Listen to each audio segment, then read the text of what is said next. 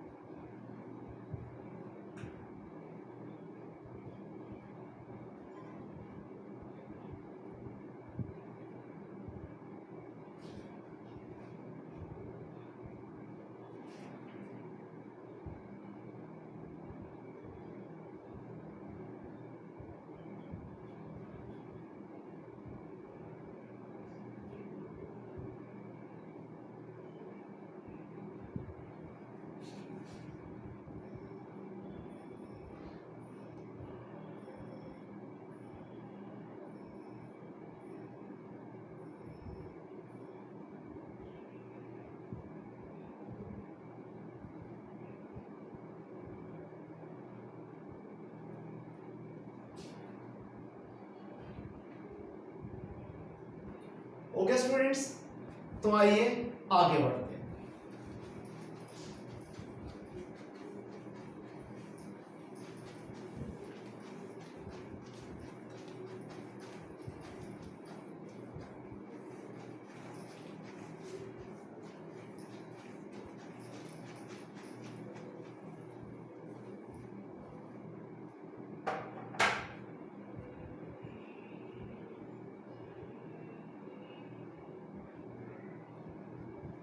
तो स्टूडेंट्स, हम एक एक करके चीजें करते हैं।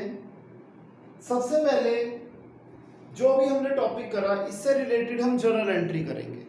मैं आपको रीवैल्यूएशन के अकाउंट के जो क्वेश्चन हैं वो फुल फ्लेज क्वेश्चन जब हम करेंगे उसी टाइम पे कवर करवा दूंगा। अभी हम सिर्फ इसकी जर्नल एंट्री करते हैं। तो आइए अब हम करते हैं इलस्ट्रेशन 39।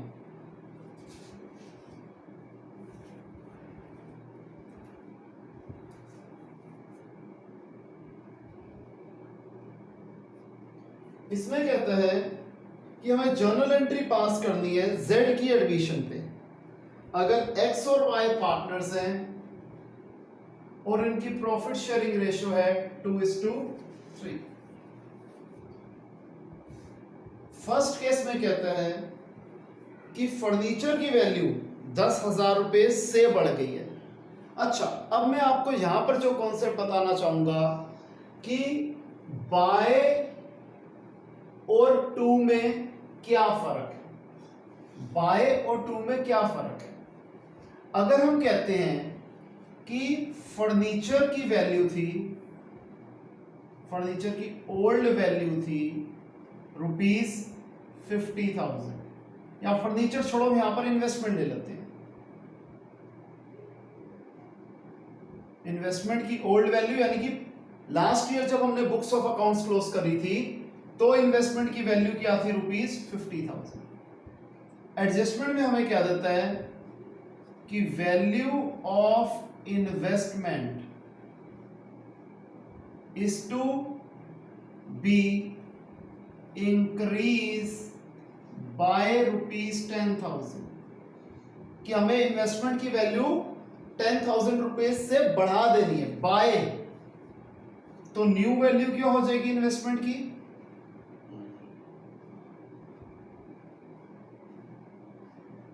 पहले वैल्यू थी 50,000, 10,000 पे वैल्यू बढ़ गई तो न्यू वैल्यू आ गई ₹60,000। सेकंड केस ले लेता हूं कि value of investment is to be increased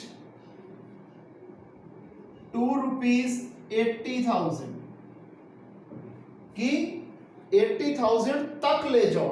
to यानी कि 80,000 से नहीं बढ़ानी, 80,000 तक ले जानी है। तो इसका मतलब न्यू वैल्यू ऑफ इन्वेस्टमेंट हो जाएगी ₹80,000। इसके अंदर यानी कि जो इंक्रीमेंट आना था वो पहले ही हमें दे दिया। क्लियर है कि टू और वाई में क्या फर्क होता है?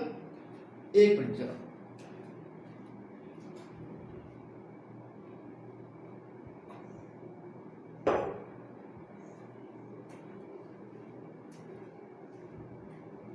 तो यहां तक क्लियर है स्टूडेंट्स? आइए अपनी इलस्ट्रेशन 39 कंटिन्यू रखते हैं।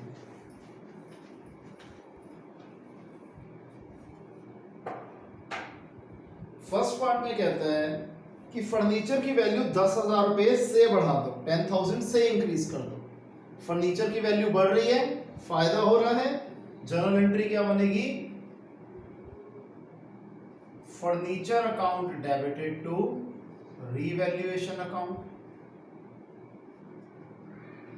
₹10,000। क्लियर है? इजी है। सेकंड पार्ट, फर्नीचर की वैल्यू को 40,000 तक ले जाओ। पुरानी वैल्यू थी 20,000, 40,000 तक लेके जानी है, यानी कि फर्नीचर की वैल्यू कितनी बढ़ रही है? 20,000 पे बढ़ रही है। अगेन हो तो फायदा ही रहा है, तो जर्नल एंट्री सेम रहेगी, furniture account debited to revaluation account 20,000। Clear है? थर्ड पार्ट, फर्नीचर की वैल्यू को 120% कर दो उसकी पुरानी वैल्यू की। पुरानी वैल्यू थी 50,000, पुरानी वैल्यू थी 50,000। न्यू वैल्यू क्या करनी है? 120% करनी है, यानी कि 50,000 का 120% मतलब अपॉन 100। तो ये क्या आ गई? 60,000 वैल्यू आ गई।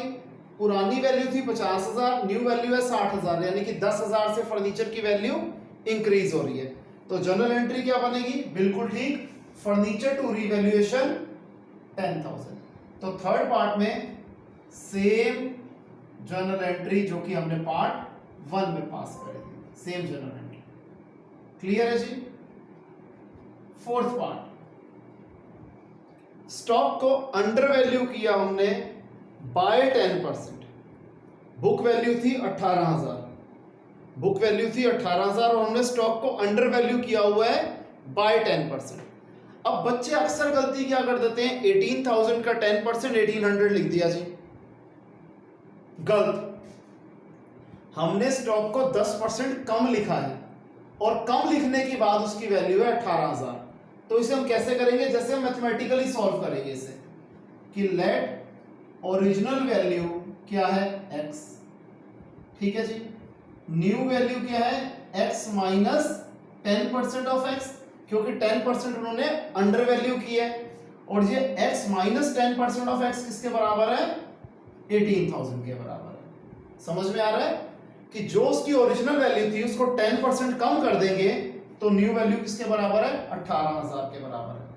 तो x minus 10 upon 100x is equal to 18,000। 0 से 0 कट गया। x minus x by 10 is equal to 18,000। 10 LCM, 10x minus x is equal to 18,000। 9x upon 10 is equal to 18,000। x आ जाएगा 18,000 इंटू 10 बाय 9, x आ गया ₹20,000। यानी कि original value थी stock की 20,000, reduced value है 18,000, यानी कि 2,000 का हमें नुकसान हो गया। तो अब ये जनरल एंट्री क्या बन जाएगी? Revaluation to stock, revaluation account debited to stock account, और अमाउंट आ जाएगा ₹2,000। क्लियर है स्टूडेंट्स?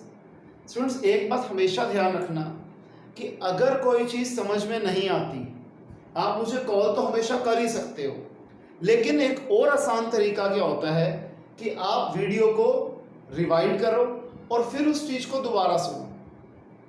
नहीं समझ में आया? तिबारा सुनो, चौबारा सुनो। जितनी बार आप सुनोगे आपके अंदर कॉन्सेप्ट घुस जाएगा, क्लियर हो जाएगा कॉन्सेप्ट। ठीक है जी? तो हमने ये कर लिया फोर्थ पार्ट।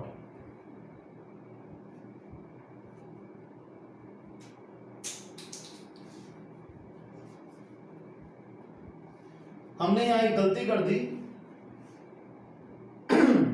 क्वेश्चन में बोला गया था कि हमने स्टॉक को अंडर वैल्यू किया हुआ है। अंडर वैल्यू किया हुआ है, जो वैल्यू थी हमने उसे कम करी हुई है, तो उसे बढ़ानी है। तो जनरल एंट्री क्या हो जाएगी? 2,000 वैल्यू उसकी बढ़ेगी, तो जनरल एंट्री क्या बनेगी? Stock to revaluation.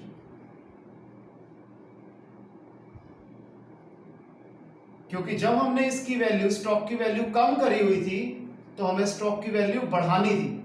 अगर हमने बढ़ाई होती, ओवर वैल्यू की होती और तब कम करनी होती, तब वही एंट्री बनती। यहां पर उल्टा हुआ है कि हमने स्टॉक की वैल्यू को कम माना हुआ था, जबकि वैल्यू थी ज्यादा, तो यहां बढ़ा देंगे, तो बढ़ाने का यानी कि फायदा हो गया, तो जनरल एंट्री होगी stock to revaluation. Fifth part, इसमें कहता है कि स्टॉक ओवर वैल्यू था 10% से और अब स्टॉक की वैल्यू है 22,000। ओवर वैल्यू था 10% से और अब स्टॉक की प्रेजेंट वैल्यू कितनी है? ₹22,000। तो मैं वही मान लूंगा, लेट ओरिजिनल वैल्यू क्या थी स्टॉक की? x प्लस 10% ऑफ एक्स किसके बराबर है? ₹22,000 के बराबर है। x plus 10x by 100 is equal to 22,000। 100 LCM 100x plus 10x is equal to 22,000। 110x by 100 is equal to 22,000। Zero से जीरो कट गया, x आ जाएगा 22,000 इंटू 10 बाय 11, x आ गया 20,000। यानी कि स्टॉक की एक्चुअल वैल्यू थी 20,000, हमने गलती से उसे लिख दिया 22,000। तो हमें अब 2,000 वैल्यू स्टॉक की कम करनी है, तो जर्नल एंट्री क्या हो जाएगी? Revaluation to stock ₹2,000। स्पेस नहीं थी इसलिए मैंने यहां लिख दिया। इसे कॉपी कीजिए, फिर आगे करते हैं। बच्चों एक चीज ध्यान रखना, हर एक चीज की इंपॉर्टेंस समझो, हर एक चीज की इंपॉर्टेंस समझो। जो बारीक पॉइंट्स यहां पर कवर हो रहे हैं, अगर आपने यहां पर ग्रिप अच्छी बना ली, तो जब हम बिग क्वेश्चंस करेंगे, जिसे हम फुल फ्लेज क्वेश्चन कहते हैं, हम वो करेंगे तो बहुत ज्यादा आसानी हो जाएगी। क्योंकि फुल फ्लेज क्वेश्चन क्या होता है? सारे पार्ट्स को कंपाइल करना।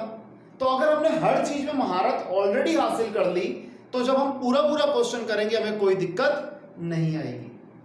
तो इन सारी बातों का ध्यान रखेंगे। इसे कॉपी कीजिए।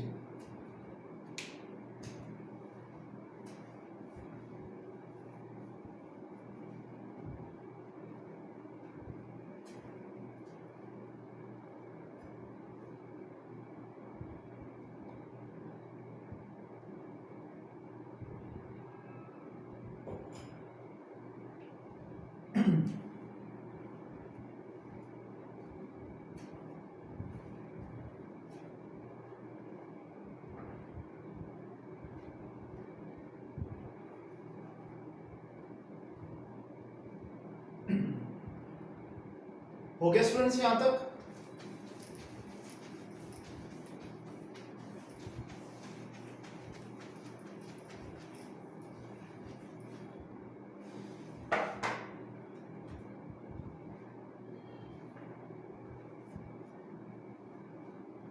सिक्स्थ पॉइंट, ये क्या कहता है?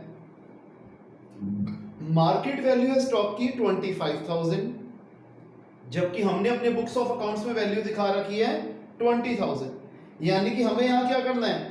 5,000 से स्टॉक की वैल्यू को बढ़ाना है। फायदा हो गया।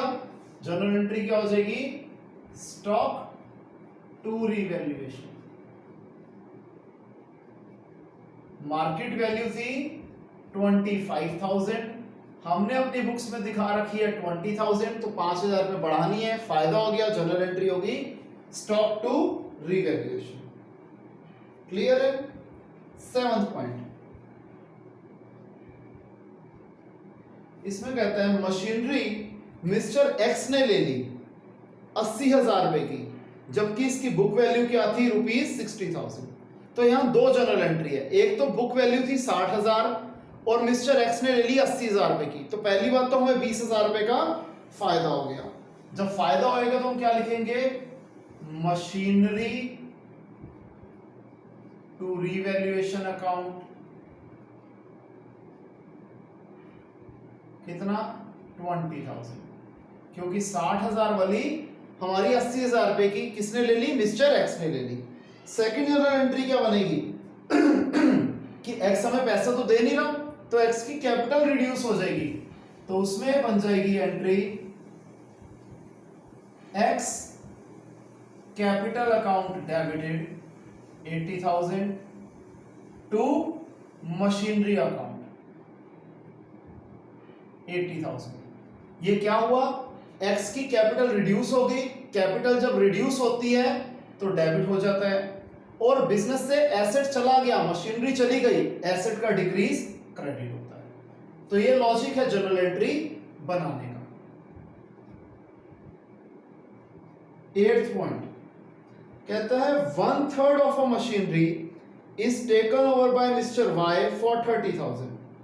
मिस्टर वाई ने एक मशीनरी का 1/3 हिस्सा 30,000 का ले लिया और बैलेंस को रीवैल्यू किया गया 57,600 पे। थोड़ा सा कॉम्प्लिकेटेड है। मशीनरी की बुक वैल्यू है कितनी, ₹72,000। इसका 1/3 हिस्सा, 1/3 ऑफ 72,000 कितना बनता है, 24,000 बनता है। ये 24,000 की जगह 30,000 में ले लिया मिस्टर वाई ने। ठीक है जी। और बचा हुआ हिस्सा, ऑब्वियसली बात है 2/3 हिस्सा बचा था 72,000 का, जिसकी वैल्यू होगी 48,000। इसको रीवैल्यू किया गया कितने पे, 57,600 रुपीज पे। इसे बेच वगैरह हम कुछ नहीं रहे, सिर्फ हमने रीवैल्यू कर दिया। तो हम क्या देख रहे हैं, रीवैल्यूएशन में यहां पर फायदा आ रहा है 9,600 रुपए का, यहां पर फायदा आ रहा है 6,000 रुपए का। तो टोटल रीवैल्यूएशन का प्रॉफिट क्या आ जाएगा, रिवैल्यूएशन प्रॉफिट ऑन क्या था, मशीनरी, कितना आया जी, 9600 प्लस 6000, 15,600। तो पहली जनरल एंट्री तो ये बन जाएगी कि मशीनरी टू रिवैल्यूएशन 15,600।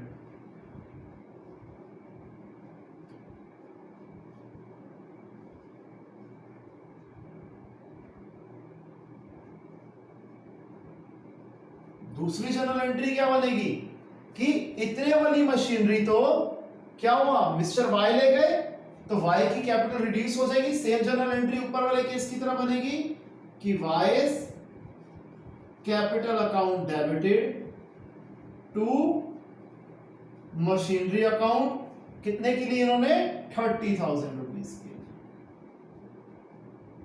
जितने की थी वो मायने नहीं रखती, क्योंकि हमने अपनी एसेट्स को रीवैल्यू ऑलरेडी कर लिया। इसे कॉपी कीजिए।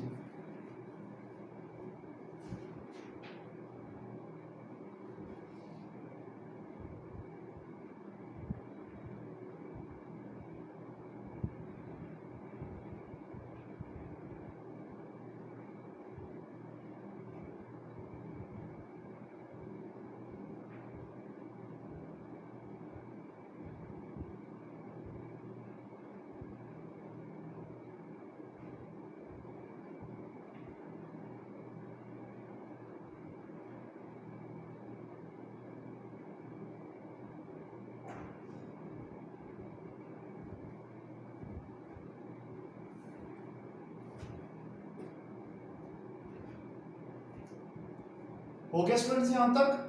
आइए आगे देखते हैं 9th पार्ट।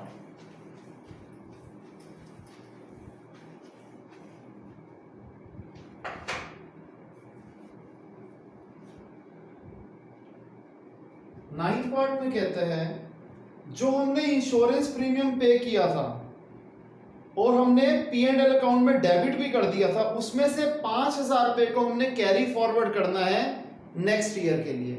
तो ये 5,000 क्या हो गया, प्रीपेड इंश्योरेंस हो गया, फायदा हो रहा है। तो क्या हम जनरल एंट्री क्या करेंगे, प्रीपेड इंश्योरेंस, या फिर आप इसे अनएक्सपायर्ड इंश्योरेंस भी ले सकते हो, बात एक है। To revaluation account ₹5,000। 10th part, expenses है रिवैल्यूएशन के, हमने रिवैल्यूएशन का प्रोसीजर कराया, उसका खर्चा आया 5,000 रुपए, जो कि मिस्टर एक्स पे कर रहे हैं। अब खर्चा है, नुकसान ही है कंपनी का, ऑर्गेनाइजेशन का, तो डेबिट साइड पे आएगा, रिवैल्यूएशन की डेबिट साइड पे आएगा। तो जनरल एंट्री क्या होगी, revaluation to X capital account. General entry हो जाएगी revaluation account debited to X capital account, amount है ₹5,000।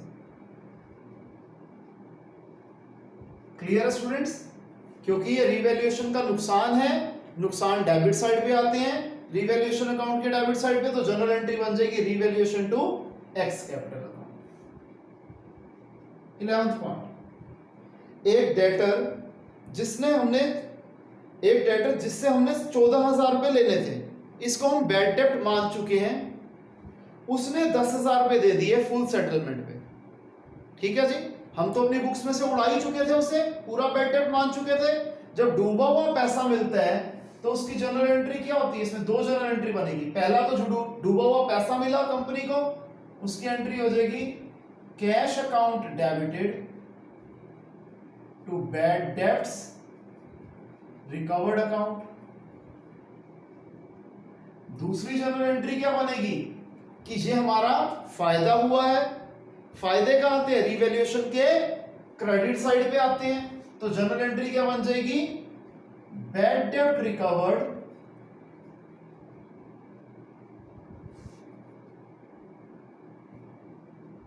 To revaluation account. बैड डेब्ट recovered to revaluation account. Clear है स्टूडेंट्स? तो इसे कॉपी कर लीजिए।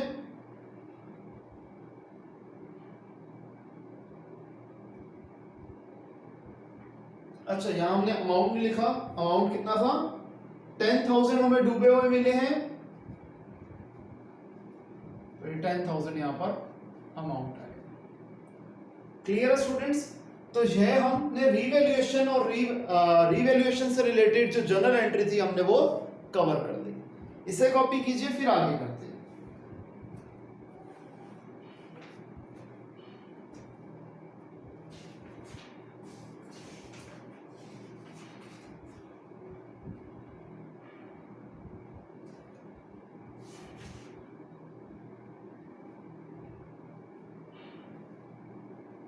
हो गया स्टूडेंट्स? अब मैं आपको फोर्थ पॉइंट कराऊंगा इस चैप्टर का, जो कि है undistributed profits reserves.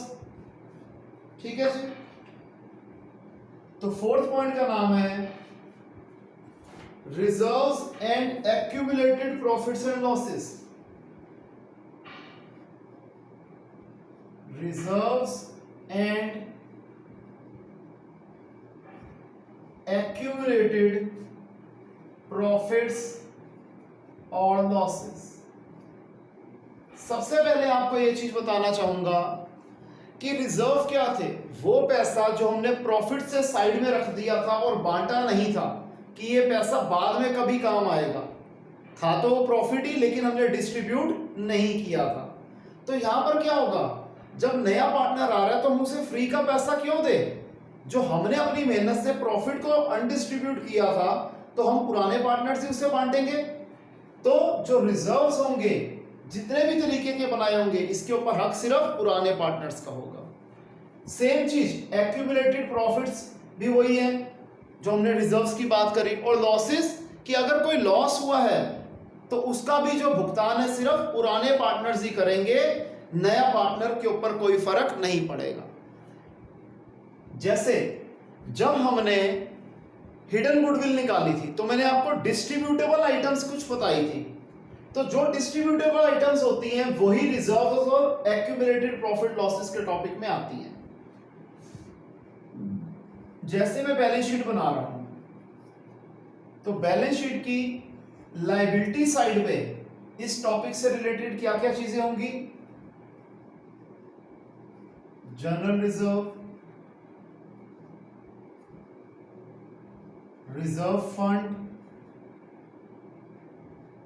Workman compensation reserve या workman compensation fund, investment fluctuation reserve या इन्वेस्टमेंट फ्लक्चुएशन फंड। क्लियर है या नहीं? इसके बाद अब जो एसेट साइड पे डिस्ट्रीब्यूटेबल आइटम होती हैं, एक तो वो गुडविल होती है, और क्या होता है? अच्छा, यहां पर एक P&L अकाउंट भी आता है, एक P&L अकाउंट यहां पे भी आता है। जो ये P&L अकाउंट होता है ये रिप्रेजेंट करता है प्रॉफिट को, और ये जो P&L अकाउंट होता है ये रिप्रेजेंट करता है लॉसेस को। ठीक है जी? अब और क्या यहां पर आएगा? एडवर्टीजमेंट सस्पेंस,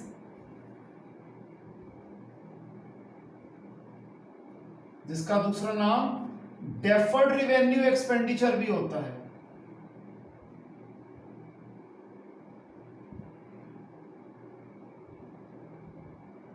ठीक है जी।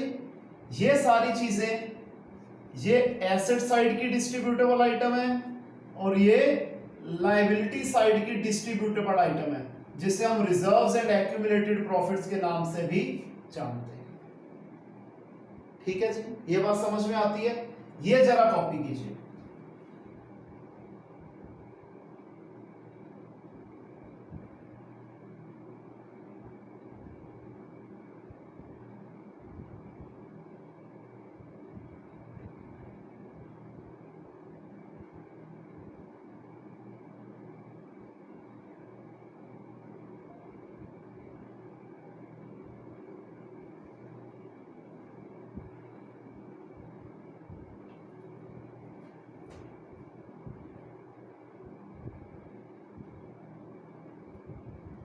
हो गया स्टूडेंट्स। अब हम करते हैं इसी के ऊपर बेस्ड एक इलस्ट्रेशन 43।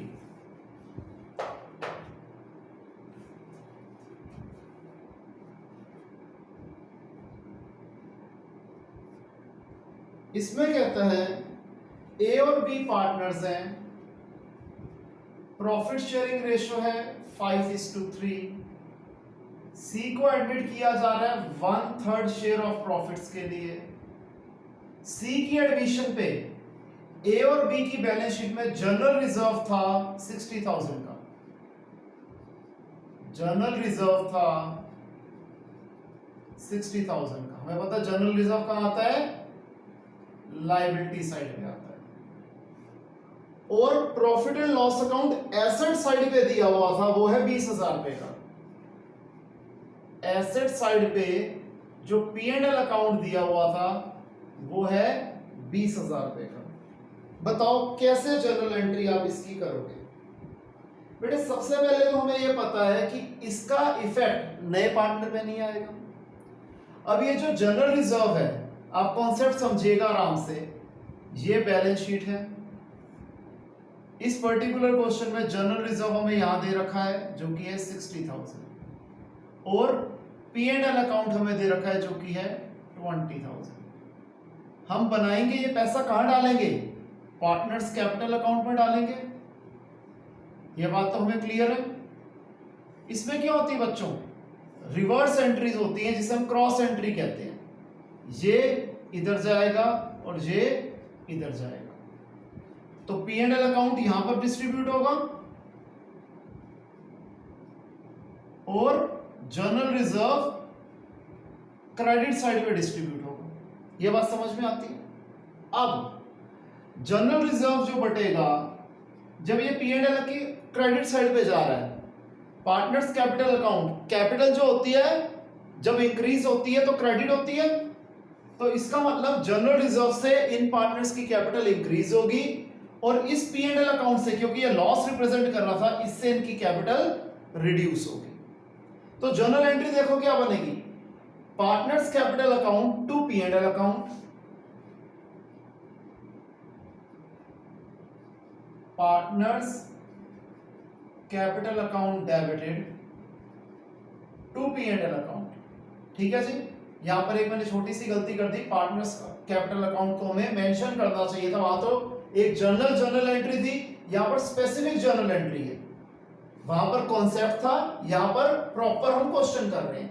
तो पार्टनर्स कौन कौन से हैं, ए और बी हैं, तो जनरल एंट्री हो जाएगी S capital account debited, B's capital account debited to P and L account. कितना बैलेंस था, 20,000। 20,000 को 5:3 में बांटना है। 5 + 3 8, 20,000 को 8 से डिवाइड किया 2,500, 2.5 × 5 12,500, 2.5 × 3 7,500। क्लियर है।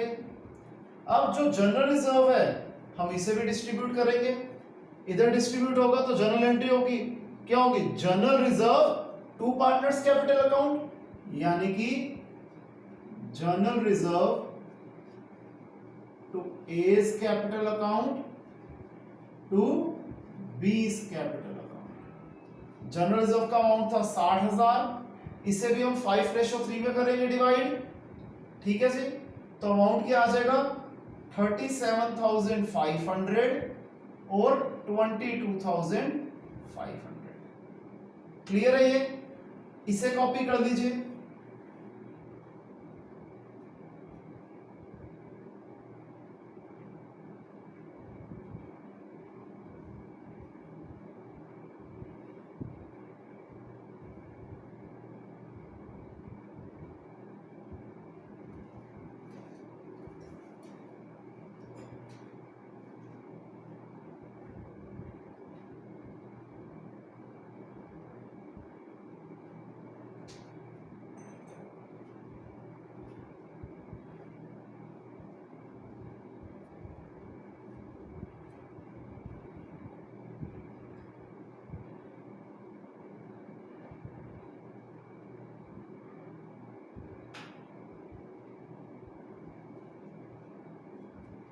क्लियर है स्टूडेंट्स?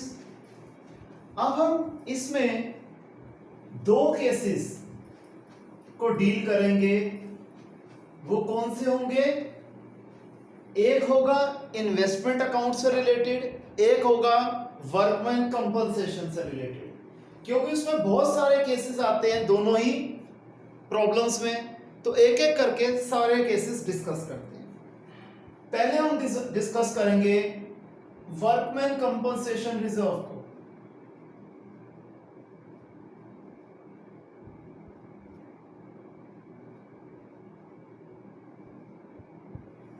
सबसे पहले स्टूडेंट्स, वर्कमैन कंपनसेशन रिजर्व होता क्या है?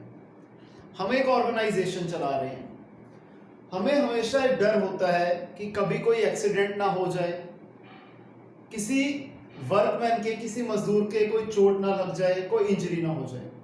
तो इसलिए हम हर साल कुछ ना कुछ पैसा एक WCR यानी कि वर्कमैन कंपनसेशन रिजर्व अकाउंट में डालते रहते हैं कि खुदा ना खास्ता अगर ऐसी कोई प्रॉब्लम अराइज हुई तो उस समय अगर हमारे पास कैश ना भी हुआ, पैसा ना भी हुआ, तो हम उस अकाउंट से निकाल के वो पैसा वर्कमैन को दे देंगे और अपने ऊपर ये जो प्रॉब्लम आई है उसे हम निपटा लेंगे। ठीक है जी? अब इसमें क्या क्या केसेस होते हैं आइए समझते हैं। हमें पता है कि जितनी भी ये डिस्ट्रीब्यूटेबल आइटम्स थी रिजर्व्स वाली, ये सारी बैलेंस शीट की लायबिलिटी साइड पे आती हैं। तो ये डिस्ट्रीब्यूट होने के बाद जाती कहाँ है? पार्टनर्स कैपिटल अकाउंट के क्रेडिट साइड पे जाती है। ठीक है जी?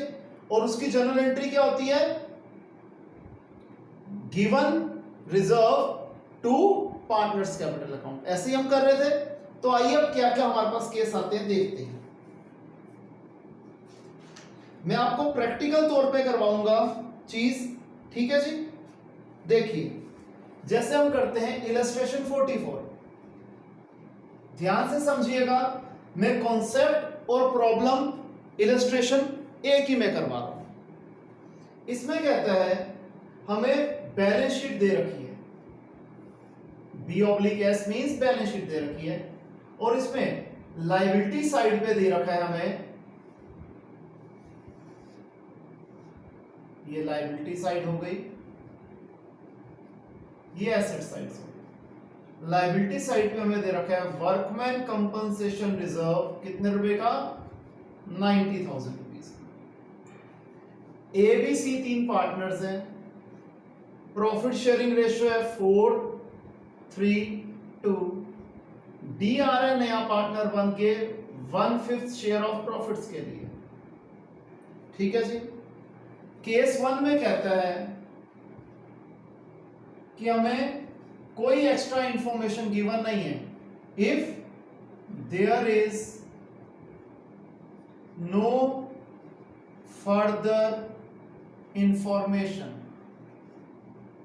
अगर कोई फर्दर इंफॉर्मेशन नहीं है तो हम क्या करेंगे? इस 90,000 रुपए को बांट लेंगे ABC के बीच में। ठीक है जी? किस रेशो में? ओल्ड रेशो में, क्योंकि हम जानते हैं नए पार्टनर के ऊपर तो इसका इफेक्ट पड़ेगा ही नहीं। क्लियर है? तो हम जानते हैं इसकी जनरल एंट्री क्या बन जाएगी?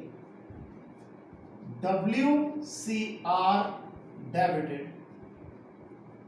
To A's capital account to B's capital account to C's capital account. WCR के अंदर कितने पैसे थे? 90,000 रुपए थे। इसे 4:3:2 की रेशो में बांटना है। 40,000, 30,000, 20,000। इजी था। अगर ये हमने क्या माना कि WCR के अंदर 90,000 रुपए थे, कोई इंफॉर्मेशन नहीं दे रखी, तो हम पूरे का पूरा अमाउंट बांट देंगे ओल्ड पार्टनर्स की ओल्ड रेशो में। केस 2 में देखते हैं क्या कह रहे हैं।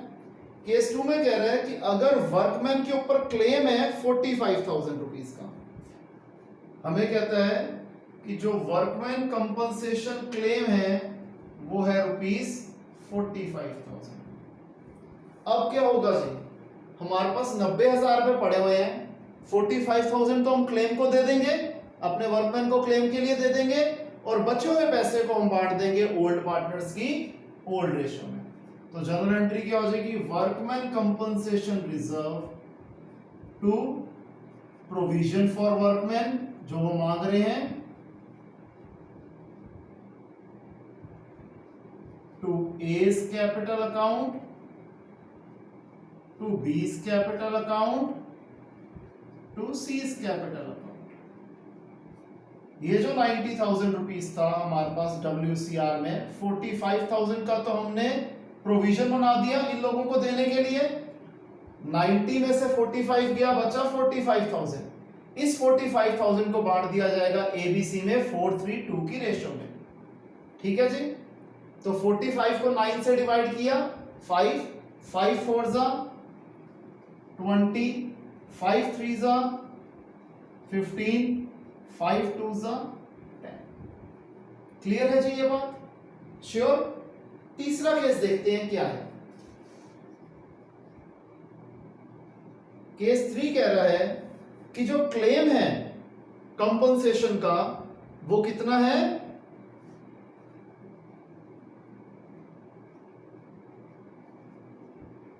वो है रुपीज 99,000। यानी कि जितने पैसे हमारे पास रिजर्व में थे उससे भी 9,000 ज्यादा। तो ये 9,000 रुपए का क्या हो गया? हमें घाटा हो गया। इसमें दो जर्नल एंट्री बनेगी। पहली बनेगी WCR डेबिटेड 90,000, नुकसान है जी तो रिवैल्यूएशन डेबिट होगा। Revaluation debited 9,000 to workman compensation claim 99,000। ये बात समझ में आती है कि 90,000 रुपए हमारे पास ऑलरेडी थे, 9,000 रुपए को हमने रिवैल्यूएशन से डेबिट कर दिया, और 99,000 रुपए 99,000 अपने अपने वर्कमैन के क्लेम के सेटलमेंट में लगा दिए। दूसरी जर्नल एंट्री क्या बनेगी? हमारा रिवैल्यूएशन का नुकसान हो गया 9,000 रुपए का। हमें बाकी रिवैल्यूएशन के बारे में कुछ नहीं बता रखा, हमें यह पता है कि हमें 9,000 रुपए का क्या हो गया है? नुकसान हो गया। जब ये 9,000 रुपए का नुकसान हो गया तो इस नुकसान को सफर कौन करेंगे? ABC, और वो भी 4:3:2 में। ये बात समझ में आती है? ठीक है जी। तो इसकी जर्नल एंट्री क्या बन जाएगी? A's capital account debited, B's capital account debited, C's capital account debited to revaluation account. Revaluation में कितना आएगा? रुपीज 9,000। ये जो 9,000 था सेम 9,000 यहां आ जाएगा। अब इसे हमने बांटना है ओल्ड पार्टनर्स की ओल्ड रेशो में 4:3:2 में, यानी कि 4,000, 3,000 और 2,000। क्लियर है स्टूडेंट्स? इसे कॉपी कर दीजिए।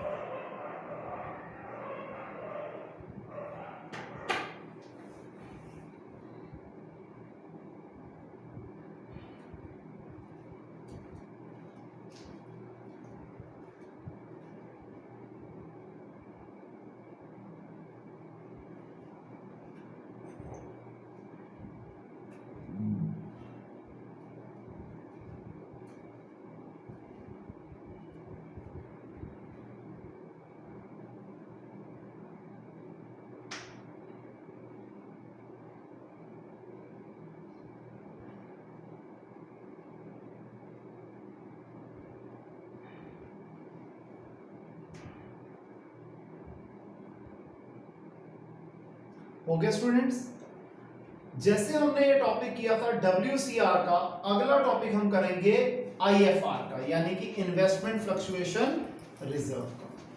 उसमें भी कौन कौन से केसेस आते हैं, आइए वो देखते हैं। कुछ हद तक आपको लगेगा वो टॉपिक इससे रिलेटेड ही है, कुछ शायद आपको लगे अलग है, तो हर एक के अपने व्यूज हैं। आइए देखते हैं आप लोगों को टॉपिक के बाद आपके व्यूज इस टॉपिक पे क्या होते हैं। देखिए, हम बात करेंगे इन्वेस्टमेंट फ्लक्चुएशन रिजर्व की।